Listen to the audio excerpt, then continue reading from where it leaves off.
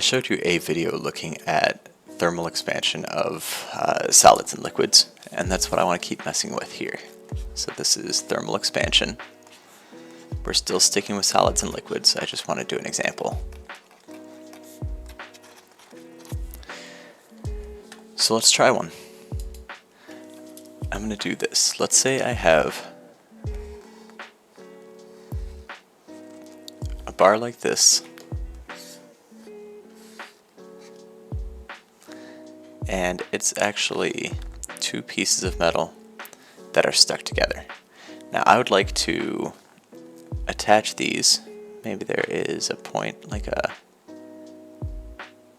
some kind of a metal contact here, and I'm going to attach them to something here. So if this is metal,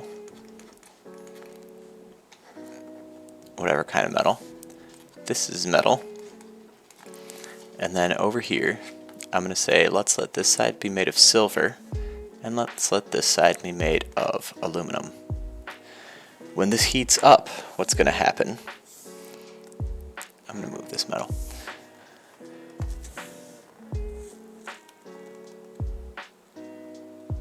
So this is touching like this right now. When this heats up, what's going to happen is these are going to expand. Now silver has a coefficient of 18 times 10 to the minus 6th inverse degrees Celsius, and aluminum is 25 times 10 to the minus 6th inverse degrees Celsius. Maybe this thing has an initial length of maybe 5 centimeters. It's like 2 inches, right? This thing has an initial length of 5 centimeters. Well, what happens when this heats up, if this whole thing heats up, is the silver expands at a rate of 18 times some things. The aluminum expands at a rate of 25 times some things, which means the aluminum is going to expand faster than the silver. So what that will look like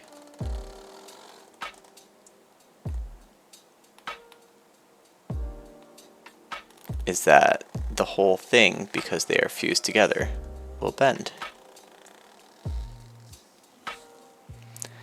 The whole thing will bend because here's the silver side.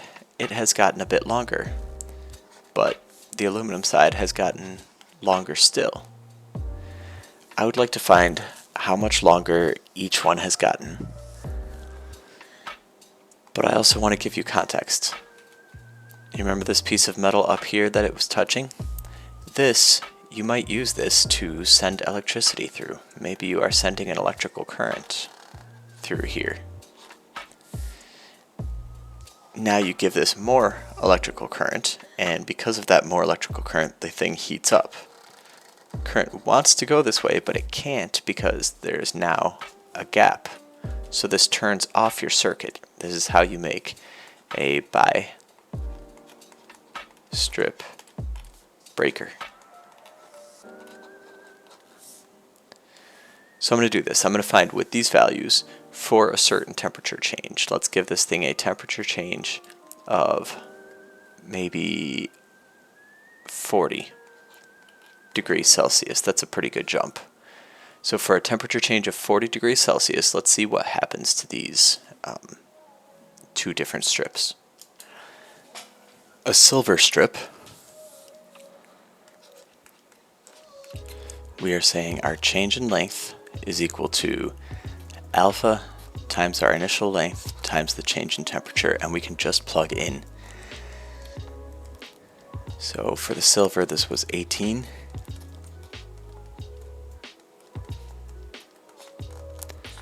We've got our initial length, this is 5 centimeters.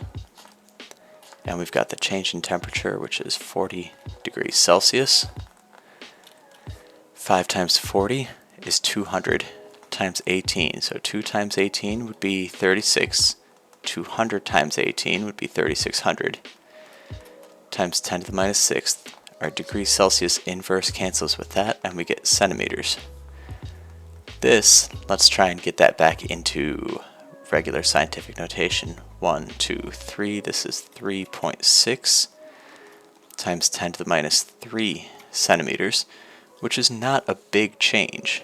But if we do our delta L over L, we can kind of get an idea of a fractional change, right? So we're going to divide this by 5. We're going to get 4 times 18. 2 times 18 is 36. 4 times 18 is 72. 40 times 18 is 720. And then we've got that times 10 to the negative 6th, which is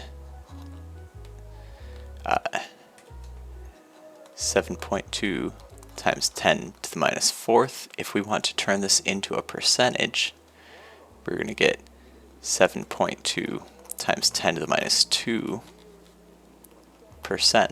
or 0.072% increase in length for the silver. Not a big number, but 40 degrees Celsius isn't a huge difference, and we are talking about metals. For the aluminum, we're going to do the same idea. We're going to say our delta L over L initial is going to be, and now instead of the 18 here, we've got a 25. So 25 times 4 is 100, times 40 is 1,000, times 10 to the minus 6th, which means we're going to end up with 0.10% increase. So our aluminum increases more in length. It gets a 10% increase, 0.1% increase, where our silver only gets a 0.07% increase. The aluminum stretches farther than the silver.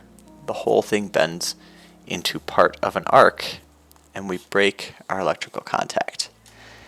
That's how we do the thermal expansion of a solid for a linear quantity. If we want to look at an area, maybe we've got a metal plate like this. Let's make this thing be steel. Steel has an alpha value of 12 times 10 to the minus 6th degrees Celsius inverse. And just in case you were wondering, all these numbers, all these coefficients, they're not numbers you are expected to memorize or anything like that. They are numbers that you can look up on a table. They are, in my experience, always either given or you're given all the other variables, and that's the one you're asked to calculate. So for steel, let's say this thing has a height like this of 1 meter and a width like this of 2 meters. It's sitting at an initial temperature of 0 degrees Celsius, so cold day out. We're going to heat this thing up to a final temperature of 200 degrees Celsius. Let's really get this thing going. So now we want to see how the area is going to change. The change in area is going to be equal to 2 alpha times the original area times the change in temperature. So we're going to get 2 times alpha times the initial area, 2 meter by 1 meter, that is 2 square meters, times the change in temperature, which is 200 degrees Celsius. 2 times 2 is 4, times 2 is 8. I've got an 800. 8 times 12 would be 96. 800 times 12 would be 9600 times 10 to the minus 6th. And I've got an inverse degrees Celsius canceling with a degree Celsius, so that's going to give me square meters. 9600 times 10 to the minus 6th square meters is the same as 9.6 times 10 to the minus, so I move this 1, 2, 3, so 10 to the minus 3rd square meters. If I want to convert that into something else, like square centimeters, I can. There are 100 centimeters in 1 meter, so there are, which is 10 to the second, right? Centimeters in 1 meter, so there are 10 to the 4th square centimeters in 1 square meter, this thing is increasing by 96 square centimeters, which feels like a whole lot more than nothing, right? This thing is going to gain a certain amount of area because of the thermal expansion. It will gain it in every direction, but maybe we've got this like mounted to a wall or something like that. Last thing I wanted to point out, if this is a steel plate, it has a front and it has a back. When I am talking about the area, I'm not talking about the total surface area both sides. I'm talking about like what is the two-dimensional area of this plate. So I'm not doing 2 meters by 1 meter, that's 2 square meters. I'm not doing 2 square meters in the front and then another 2 square meters in the back. I'm saying the area of this thing is 2 square meters. Just as a heads up, it's something that people miss really often.